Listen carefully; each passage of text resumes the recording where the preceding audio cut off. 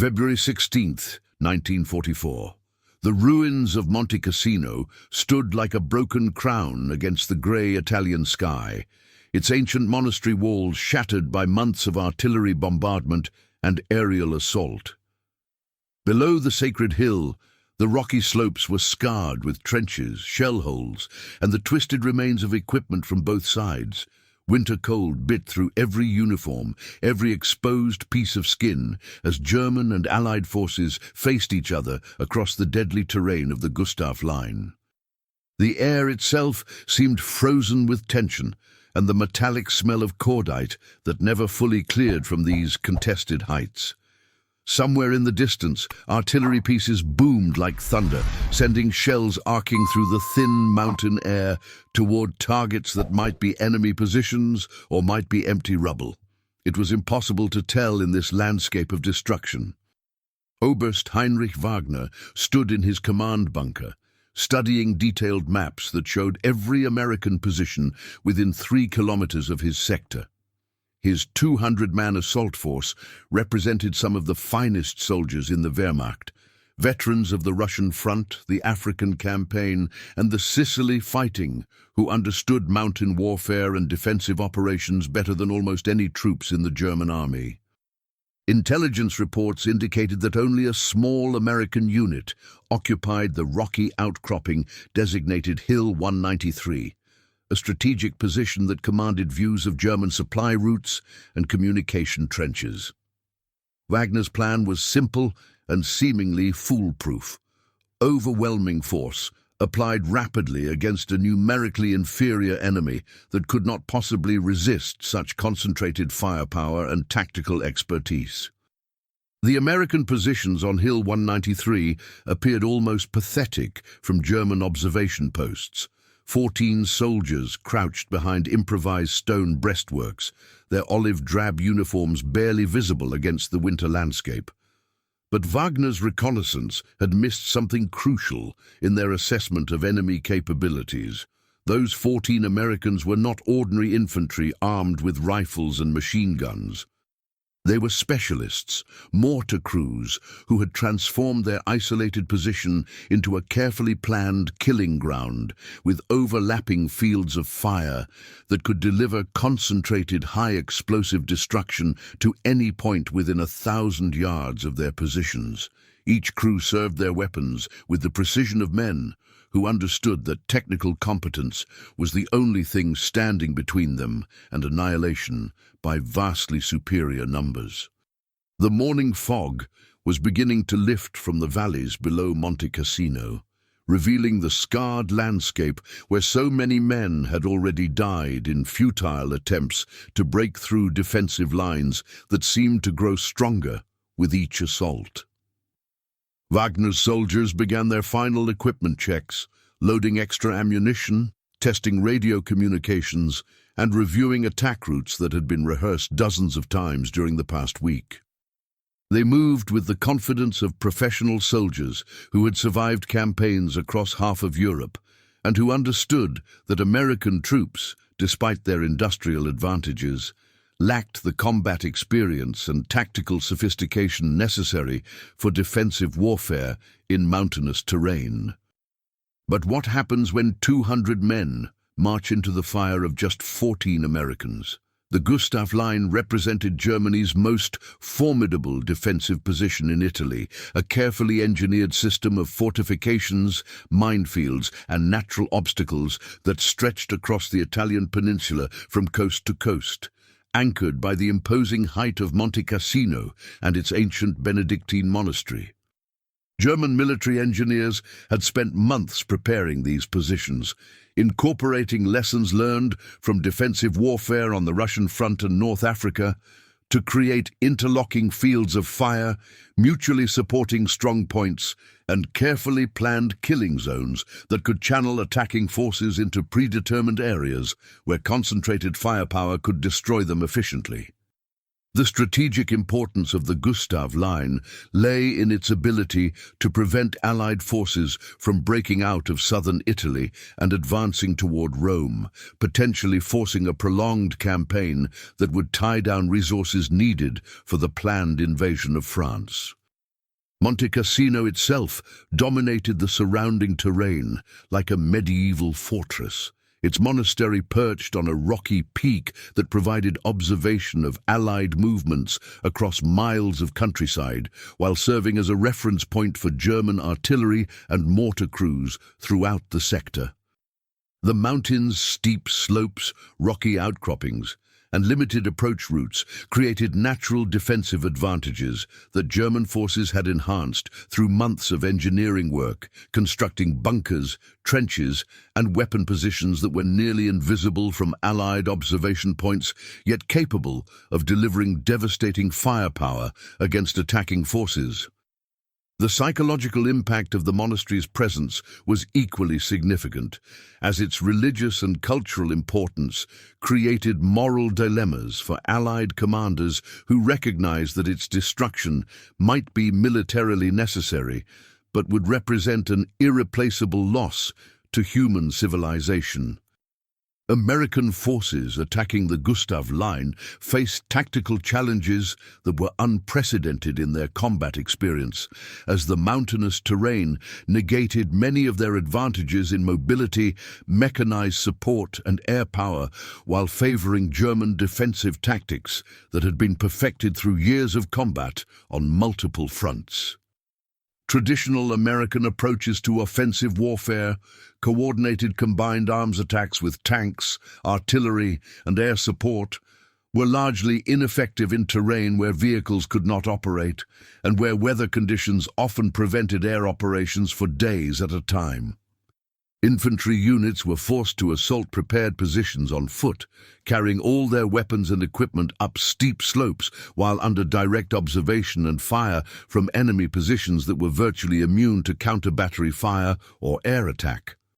The strategic context of the Monte Cassino battles reflected broader Allied disagreements about the conduct of the Italian campaign and its relationship to other theater operations, particularly the planned invasion of France that would require enormous resources and attention from Allied high command.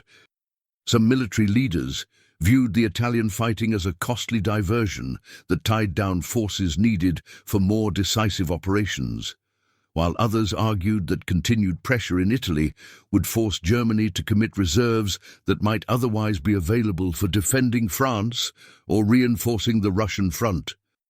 The political implications were equally complex, as Allied leaders needed to demonstrate progress toward Rome to maintain public support while avoiding casualties that might undermine morale and political backing for continued European operations. German confidence in their ability to hold the Gustav Line was based on extensive analysis of Allied capabilities and limitations, combined with their own experience in defensive warfare that had demonstrated the advantages enjoyed by well-prepared positions against numerically superior attacking forces. Wehrmacht intelligence assessments indicated that American forces lack the specialized training, equipment, and tactical doctrine necessary for successful mountain warfare, while their reliance on heavy firepower and mechanized support made them vulnerable in terrain where such advantages could not be effectively employed. German commanders believed that a few successful defensive actions would convince Allied leaders that the costs of breaking through the Gustav Line exceeded any potential strategic benefits, leading to a negotiated settlement that would preserve German control of northern Italy. The role of mortar crews in American infantry operations had evolved significantly since the early phases of the war, as combat experience demonstrated the importance of portable, responsive firepower that could be employed by small units operating independently of larger formations.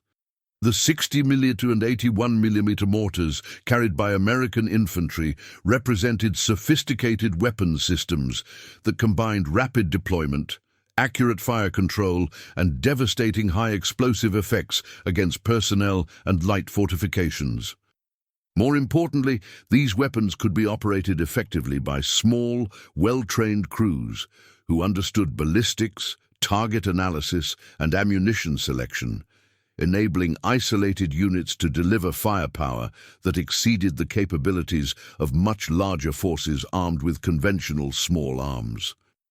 The tactical employment of American mortar crews at Monte Cassino reflected lessons learned from previous mountain fighting in Italy, where the importance of indirect fire support had become apparent during numerous costly assaults against prepared German positions. American commanders had learned to position mortar crews in carefully selected locations that provided maximum coverage of likely approach routes while offering protection from counter-battery fire and infantry assault. The crews themselves had developed techniques for rapid target acquisition, ammunition selection, and sustained fire that maximized the effectiveness of their limited ammunition supplies while conserving their strength for extended defensive operations. German tactical doctrine for mountain warfare emphasized the use of overwhelming force, applied at the point of maximum advantage, typically involving carefully coordinated attacks that combined direct fire support, indirect fire preparation, and assault infantry advancing along multiple routes to prevent defenders from concentrating their response effectively. This approach had proven successful in numerous previous operations, particularly on the Russian front, where German mountain troops had demonstrated their ability to overcome determined resistance through superior tactics, training, and leadership. The confidence of German commanders in their ability to defeat numerically inferior American forces was based on extensive combat experience that had validated their tactical methods under the most demanding conditions. The intelligence preparation for Wagner's assault had included detailed analysis of American defensive positions, weapon capabilities, and likely response patterns, compiled through weeks of observation, prisoner interrogation, and patrol contact that provided comprehensive understanding of enemy strengths and weaknesses. German planners had identified what they believed were the key vulnerabilities in American defensive arrangements, including limited ammunition supplies, inadequate communication systems, and restricted mobility that would prevent rapid redeployment of reserves or supporting weapons. The attack plan was designed to exploit these perceived weaknesses through rapid advance and concentrated firepower that would overwhelm American defenses before they could organize effective resistance. The broader strategic significance of small unit actions like Wagner's planned assault lay in their cumulative impact on the overall conduct of the Italian campaign, as successful local operations could influence enemy morale, tactical confidence, and strategic planning throughout the theater. German commanders understood that maintaining the initiative through aggressive local actions was essential for preserving the integrity of their defensive positions and demonstrating to Allied leaders that further advance would require unacceptable casualties. The psychological warfare implications were equally important, as successful defensive actions could undermine American confidence in their tactical capabilities while reinforcing German beliefs about their own military superiority despite increasing disadvantages in resources and strategic position. The German assault began at 05:30 hours with a brief but intense artillery barrage designed to suppress American defensive fires and destroy communication equipment that might coordinate resistance during the main attack.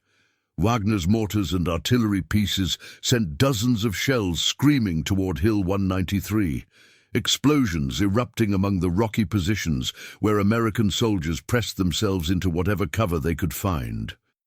The bombardment lasted exactly 10 minutes, long enough to achieve tactical surprise, but short enough to avoid giving Allied counter-battery radars time to locate German firing positions and respond with their own artillery strikes.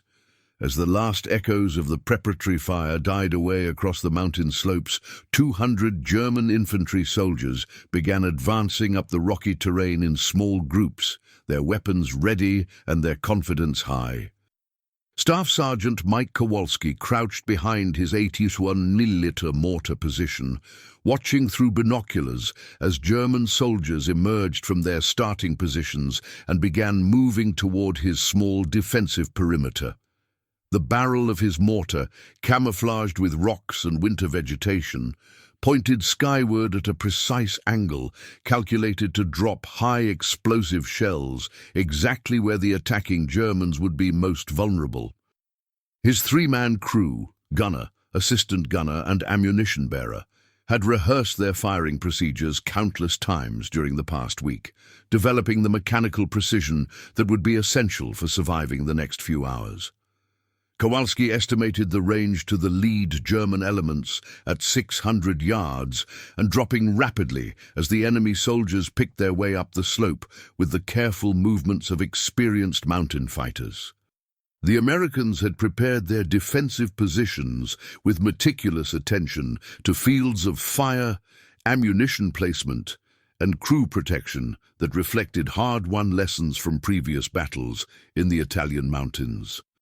Each mortar position was carefully surveyed and registered to deliver accurate fire at predetermined target areas, with range cards showing exact distances to key terrain features and pre-plotted firing data that would enable rapid engagement of targets without the delays normally associated with indirect fire weapons. The 60mm mortars provided close-range defense against infantry assaults, while the heavier 81mm weapons could reach out to destroy enemy support positions and break up forming attacks before they reached critical assault ranges. Private First Class Tony Rodriguez, serving as gunner on the leftmost 60mm mortar, watched German soldiers advancing along what his crew had designated Target Reference Point Alpha, a natural draw that channeled attacking forces into a killing zone where three American mortar positions could concentrate their fire simultaneously. The Germans were moving tactically, using terrain features for cover and advancing in small groups that would normally make them difficult targets for conventional weapons. However, mortar fire was different from direct fire weapons because it could reach enemies hidden behind rocks in defiles or in dead ground that provided protection from rifle and machine gun fire. Rodriguez adjusted his weapon's elevation and deflection settings according to the firing data plotted on his range card, while his assistant gunner prepared high explosive rounds for immediate firing. Wagner personally led the main assault element, advancing with the confidence of an officer who had survived 3 years of combat on multiple fronts and understood mountain warfare better than most professional soldiers. His tactical plan called for a coordinated advance along 3 separate routes that would force the Americans to divide their defensive fires, while German assault teams closed to ranges where superior numbers and firepower could overwhelm the isolated enemy position. The initial phase was proceeding exactly as planned, with his soldiers advancing steadily up the slope while maintaining visual contact and communication through hand signals that had been practiced repeatedly during pre-assault rehearsals. German confidence was high as the attacking force reached the halfway point toward their objective without encountering significant resistance from the apparently overmatched American defenders. The first American mortar round left its tube at 05:47 hours with the distinctive hollow thump that experienced soldiers recognized instantly as the sound of incoming indirect fire. The high explosive shell arced through the cold morning air for exactly 12 seconds before detonating among a group of German soldiers who were advancing along the designated killing zone with textbook tactical precision. The explosion sent steel fragments scything through the air at velocities that killed or wounded everything within a 30-meter radius, while the concussion wave knocked other soldiers off their feet and disoriented them at the crucial moment when they needed maximum alertness and coordination. 3 Germans died instantly from shrapnel wounds, while 4 others suffered injuries that ended their participation in the assault within seconds of its beginning. The German response to the first mortar impact was immediate and professional, with squad leaders shouting orders for their men to seek cover and spread out to minimize casualties from additional indirect fire attacks. However, the American mortar crews had anticipated this reaction and had pre-plotted firing data for multiple target areas that covered all the likely positions where German soldiers might take cover during their advance. Kowalski's 81mm mortar fired its second round 30 seconds after the first, targeting a rocky outcropping where German soldiers had sought shelter from the initial explosion. The shell burst directly above their position, sending deadly fragments downward into areas that had seemed protected from horizontal fire, killing 2 more soldiers and wounding several others who had believed themselves safe behind stone cover. The tactical situation began deteriorating rapidly for the German assault force as American mortar crews demonstrated their ability to deliver accurate, sustained fire at any point within their range, while remaining effectively invulnerable to return fire from small arms or light weapons. Rodriguez's 60mm mortar added its fire to the growing barrage, targeting German soldiers who were attempting to flank the American position by advancing along a ridgeline that offered concealment from direct observation. His high explosive rounds burst among the German infantry with devastating effect, creating casualties and confusion that disrupted the carefully coordinated timing of Wagner's assault plan. The psychological impact was as significant as the physical casualties, as German soldiers found themselves under fire from weapons they could not see and could not effectively engage with their own equipment. Wagner realized within minutes that his intelligence assessment had been catastrophically wrong about American defensive capabilities, but his tactical training and combat experience had not prepared him for the type of systematic destruction that well-trained mortar crews could inflict on attacking infantry in open terrain. His radio calls for supporting artillery fire were answered by German batteries positioned several kilometers away, but their shells fell on empty positions that the Americans had abandoned immediately after opening fire. The mortar crews had displaced to alternate firing positions within seconds of completing their initial fire missions, following procedures that had been practiced repeatedly during their defensive preparation. By the time German counter-battery fire began falling on Hill 193, the American crews were already engaging targets from completely different locations. The relentless mortar fire began taking a cumulative toll on German morale and tactical cohesion, as soldiers who had started the assault with confidence and determination found themselves trapped in a killing zone where movement in any direction drew immediate, accurate fire from invisible enemies. Squad leaders who attempted to coordinate movement were killed or wounded by shell fragments that seemed to arrive with supernatural accuracy, while radio operators found their communications disrupted by the concussion effects of nearby explosions. The carefully rehearsed assault plan was disintegrating under the impact of firepower that exceeded anything in German experience of American defensive capabilities, transforming what should have been a routine tactical operation into a nightmare of confusion and casualties. Corporal Frank Novak, serving as forward observer for the American mortar crews, maintained continuous observation of the German assault force from a concealed position that provided excellent views of the entire battlefield while remaining invisible to enemy reconnaissance. His job was to adjust mortar fire based on observed impacts and to call for fire on targets of opportunity that presented themselves during the battle. Through his binoculars, he could see German soldiers attempting to regroup in a small depression that appeared to offer protection from American fire, and he immediately called firing data to Kowalski's 81mm mortar crew. The adjusting rounds landed exactly on target, the high explosive shells detonating among the German soldiers with results that were visible even through binoculars at long range. The systematic destruction of Wagner's assault force continued for over an hour as American mortar crews worked through their ammunition supplies with mechanical precision, targeting any German movement that could be observed from their positions while maintaining the tactical discipline that kept them alive and effective, despite being outnumbered more than 10-1. The 60mm mortars provided rapid, responsive fire against targets of opportunity, while the 81mm weapons delivered sustained, devastating barrages against areas where German soldiers were attempting to organize coordinated movements. The coordination between the different mortar crews was flawless, with fires being shifted and concentrated based on target priority and ammunition availability, without any loss of effectiveness or tactical coordination.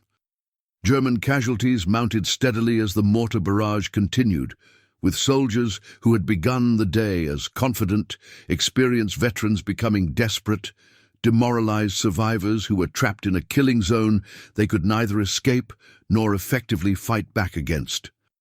Wagner himself was wounded by shell fragments during the third wave of American fire, his left arm mangled by steel splinters that also killed his radio operator and destroyed the communication equipment that might have enabled more effective coordination of the remaining assault force. The German officers' attempts to organize tactical withdrawal were hampered by the continuing mortar fire that made movement suicidal and communication nearly impossible between units that were scattered across the battlefield. By 0700 hours, the German assault had collapsed completely, with surviving soldiers scattered among rocky positions where they waited for the American fire to cease long enough to permit withdrawal to their original positions. Wagner's 200-man force had been reduced to fewer than 50 effective soldiers, most of whom were wounded, and all of whom had lost confidence in their ability to accomplish their original mission against American defenders who had demonstrated tactical capabilities that exceeded German intelligence estimates by enormous margins. The planned assault had become a massacre, with American mortar crews having achieved a level of tactical success that would have seemed impossible based on the numbers involved and the terrain conditions that had initially favored the attacking force.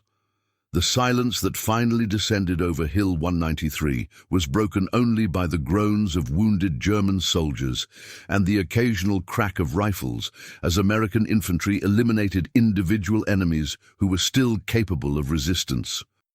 The mortar crews began police call procedures, recovering their equipment and preparing for possible counterattacks while assessing their ammunition expenditure and effectiveness during the engagement. They had fired over 200 rounds of mortar ammunition during the battle, achieving hit rates and casualty effectiveness that exceeded peacetime training standards and demonstrated the tactical potential of well-trained indirect fire specialists operating under optimal conditions. The 14 Americans had not only survived an assault by overwhelming numbers, but had achieved a defensive success that would influence tactical thinking throughout the remainder of the Italian campaign.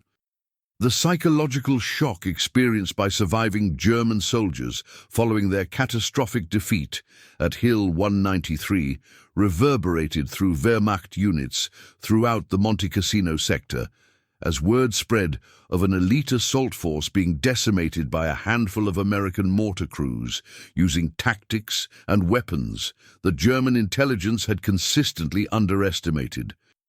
Veterans of the Russian front, men who had survived some of the most brutal fighting in military history, found themselves struggling to comprehend how such overwhelming numerical superiority had been transformed into complete tactical failure within minutes of engaging what appeared to be a negligible enemy force. The confidence that had sustained German defensive operations for months was shaken by evidence that American forces possessed capabilities and training that exceeded previous intelligence assessments by enormous margins. Wagner's after-action report, written from his hospital bed while recovering from shrapnel wounds, provided German commanders with their first accurate assessment of American mortar capabilities and the tactical implications for future operations in mountainous terrain. His detailed analysis of American firing procedures, target selection, and crew coordination revealed that enemy indirect fire specialists had achieved levels of proficiency that matched or exceeded German standards, while their equipment and ammunition were superior in both quantity and quality to anything available to Wehrmacht forces. The report recommended immediate revisions to German tactical doctrine, intelligence collection priorities, and training programs to address vulnerabilities that had been exposed during the Hill 193 engagement. American morale throughout the Monte Cassino sector received an enormous boost as news of the successful defense spread through communication networks and was confirmed by aerial reconnaissance that photographed German casualties scattered across the approaches to Hill 193. Infantry units that had been struggling with the psychological pressure of facing elite German mountain troops suddenly gained confidence in their own capabilities and equipment, while mortar crews throughout the theater found themselves treated as heroes who had demonstrated the potential for small, well-trained units to achieve tactical success against overwhelming odds. The victory provided tangible evidence that American training, equipment, and tactical doctrine could compete successfully with the best that German forces could offer.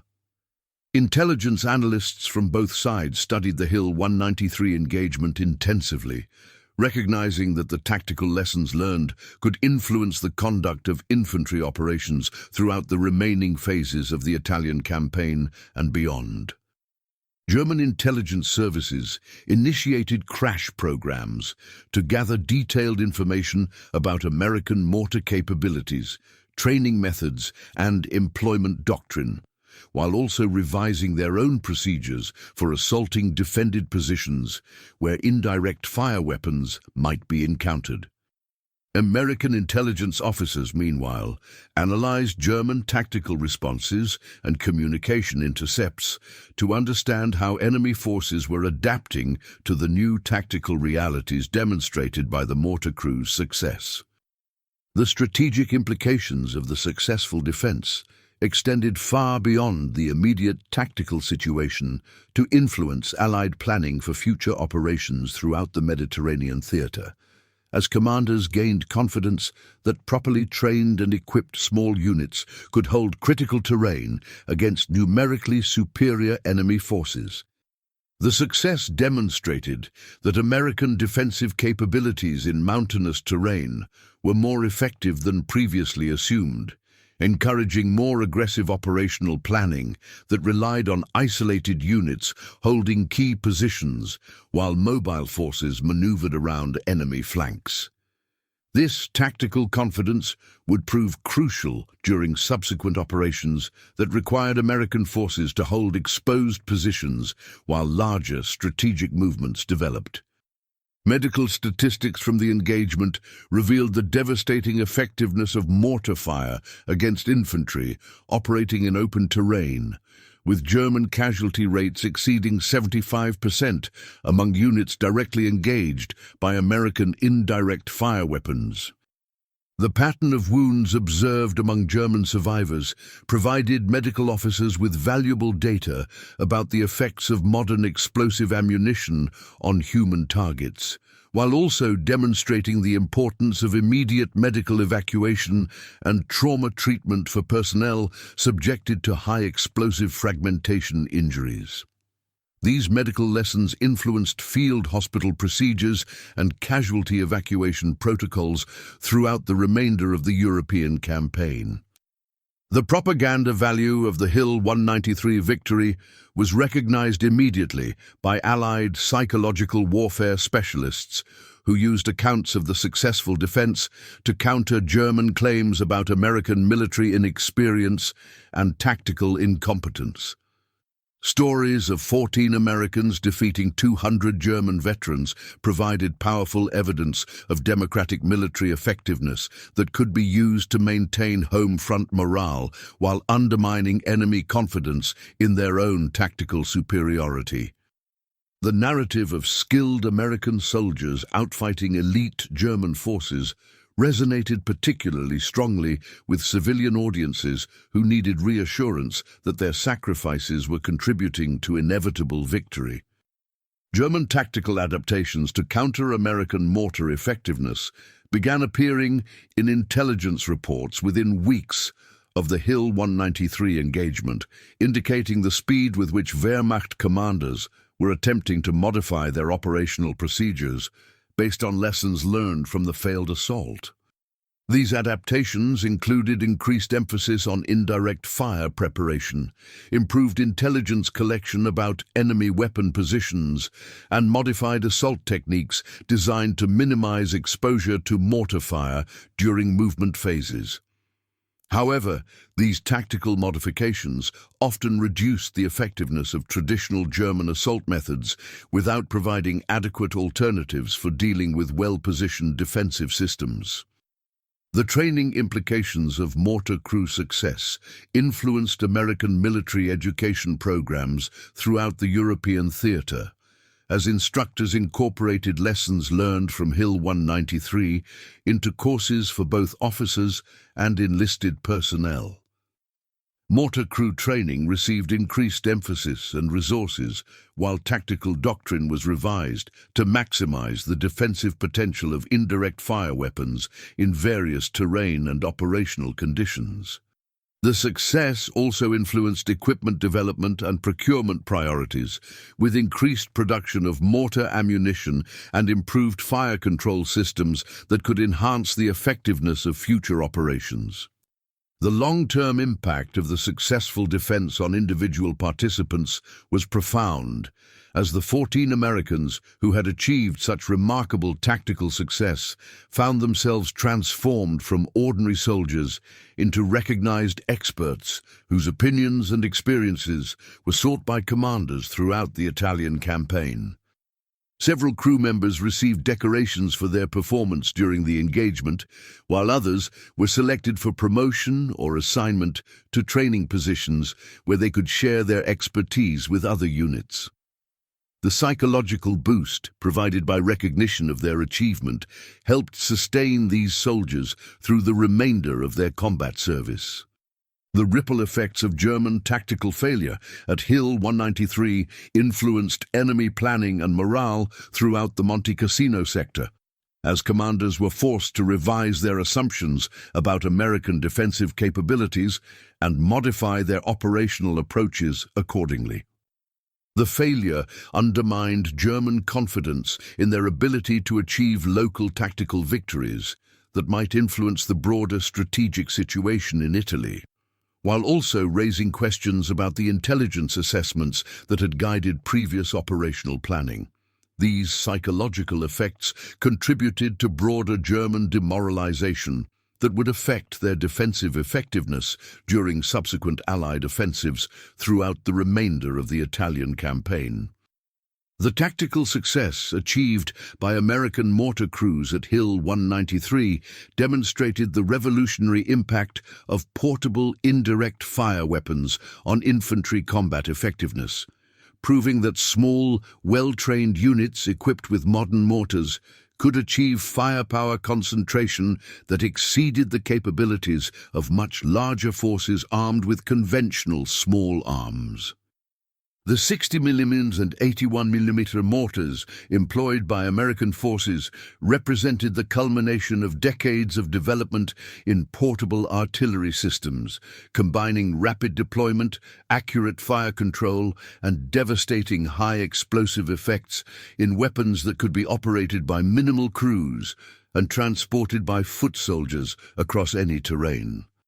This technological capability transformed the tactical balance between offensive and defensive operations by providing isolated units with the means to deliver sustained, accurate fire against attacking forces regardless of numerical disadvantage.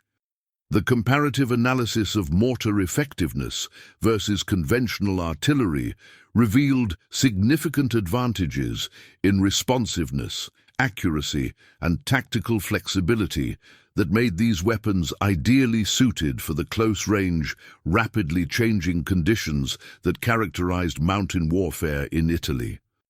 Traditional artillery pieces required extensive logistical support, predetermined firing positions, and complex communication systems that made them vulnerable to counter-battery fire and limited their usefulness in fluid tactical situations. Mortars, by contrast, could be positioned anywhere within range of their targets, displaced rapidly to avoid counterfire, and employed by crews who maintained direct communication with forward observers through simple radio systems that were resistant to electronic interference and enemy intercept. The ammunition technology employed in American mortar systems incorporated advanced fusing mechanisms, explosive compounds, and fragmentation patterns that maximized casualty effectiveness against personnel targets while maintaining sufficient accuracy to engage point targets at extended ranges. High explosive shells designed for mortar use contained precisely calculated amounts of explosives and pre-fragmented metal casings that created optimal blast effects and fragment dispersion patterns for anti-personnel purposes. The development of these specialized ammunition types required sophisticated understanding of ballistics, metallurgy, and explosive chemistry that demonstrated American advantages in applied military technology and industrial research capabilities. The fire control systems developed for American mortar operations integrated optical sighting devices, range calculation methods, and communication procedures that enabled rapid target acquisition and engagement under combat conditions that would have made conventional artillery fire control impossible. Forward observers trained in mortar employment could call for fire and adjust impacts using simplified procedures that reduced the time between target identification and effective engagement to minutes rather than the hours often required for conventional artillery support. This tactical responsiveness was crucial in defensive operations where attacking forces might present targets for only brief periods before seeking cover or changing their approach routes. The training programs developed to produce effective mortar crews represented a significant investment in specialized military education that reflected American recognition of the importance of indirect fire weapons in modern infantry operations. Crew members received extensive instruction in ballistics, target analysis, ammunition handling, and fire control procedures that went far beyond the basic infantry training provided to rifle troops. This specialized education created a cadre of technical experts within infantry units who could employ sophisticated weapons systems effectively under the most demanding combat conditions, providing tactical capabilities that were not available to conventional rifle squads or machine gun teams. The logistical advantages of mortar systems over conventional artillery included reduced ammunition weight, simplified transportation requirements, and minimal maintenance needs that made these weapons ideally suited for extended operations in terrain where conventional supply methods were difficult or impossible. A single soldier could carry sufficient mortar ammunition for extended engagement, while the weapons themselves required minimal mechanical maintenance and could function reliably under environmental conditions that would disable more complex artillery systems. This logistical efficiency was crucial during operations in mountainous terrain, where every pound of equipment had to be carried by individual soldiers over difficult ground.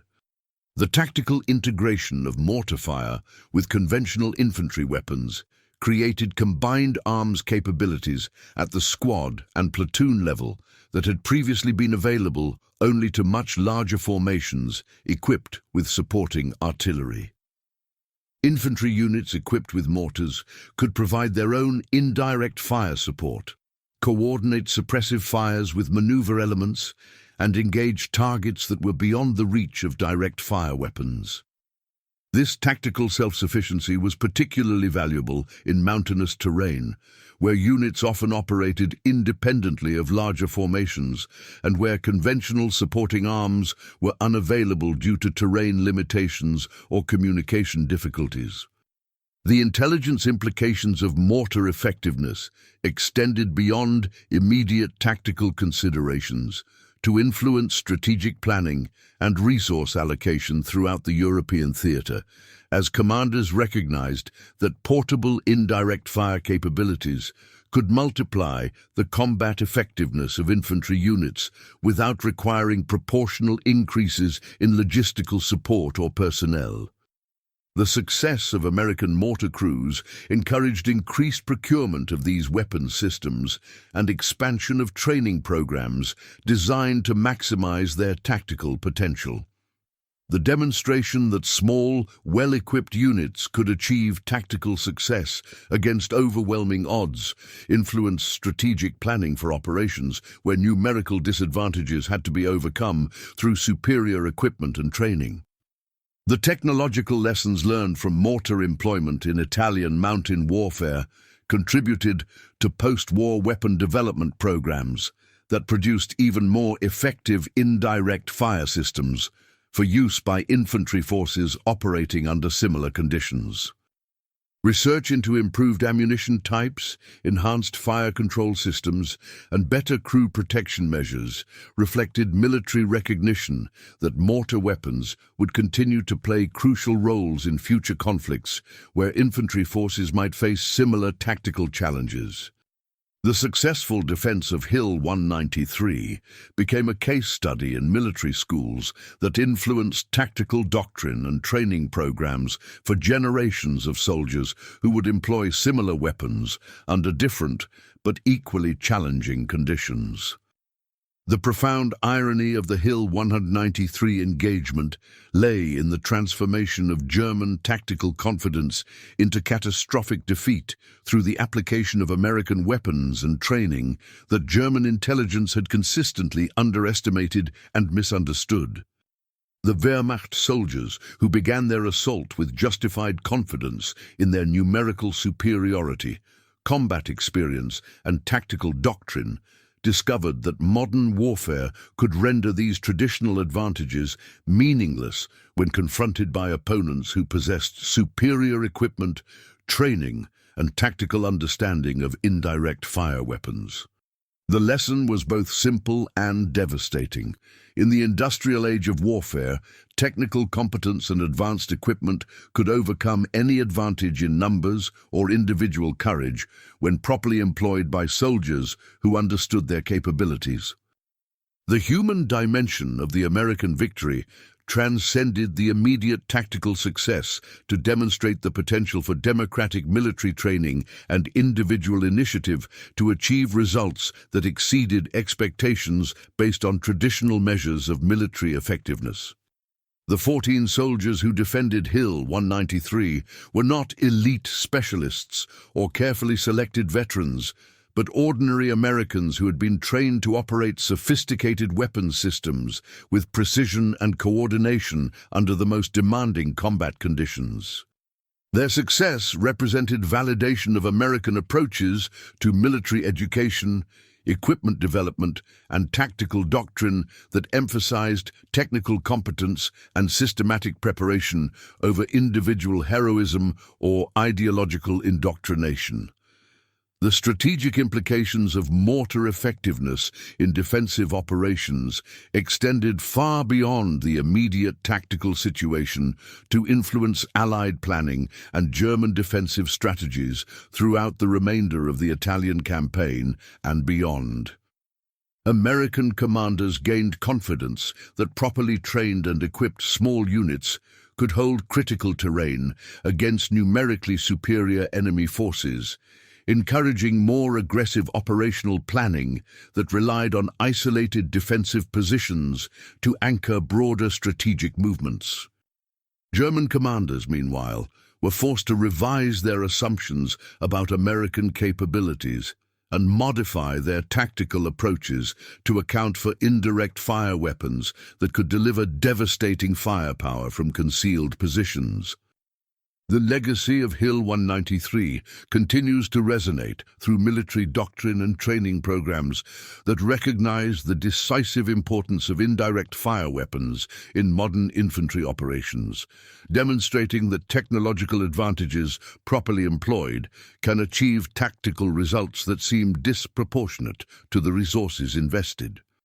The sight of 200 German soldiers destroyed by 14 Americans armed with mortars became a symbol of how industrial warfare rewards technical competence and systematic preparation over traditional military virtues, proving that in the modern age, victory often belongs not to the bravest or most numerous forces, but to those who can bring the most effective weapons to bear at the critical moment with maximum precision and devastating effect.